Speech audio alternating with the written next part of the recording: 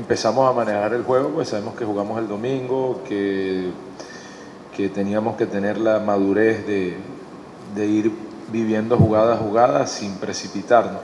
Lo que más resalto es eso, que tuvimos un equilibrio para no desesperarnos en el momento que no llegara el gol y que pudimos ir trabajando el partido correctamente. Lo que sí, vuelvo y le repito, este es un grupo con compromiso, este es un equipo que está comprometido y que cometemos errores, es cierto, y cometemos errores en todos los niveles, pero que tratamos al día siguiente de discutirlo, de arreglarlo y de ponerlo en la forma correcta. Y vamos apuntando a cosas grandes.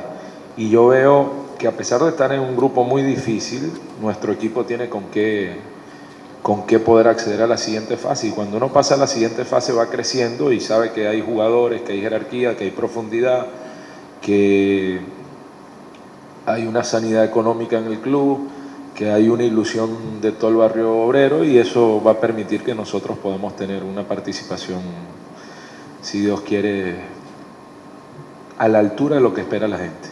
El primer tiempo me tocó una clara, no pude marcar, pero bueno, en el segundo tiempo, gracias, sí, ya se me dio. Era lo que queríamos, era lo que el profe quería, mantener el cero primero, después saber que con los jugadores desequilibrantes podíamos desequilibrar, así que bueno, hicimos el trabajo y ganamos. El técnico es el que decide el equipo, hay que darle confianza, yo creo, a los jugadores y también el jugador al técnico, así que bueno, ojalá que el equipo siga ganando y bueno, tratar de ganar todos los partidos, que es lo más importante.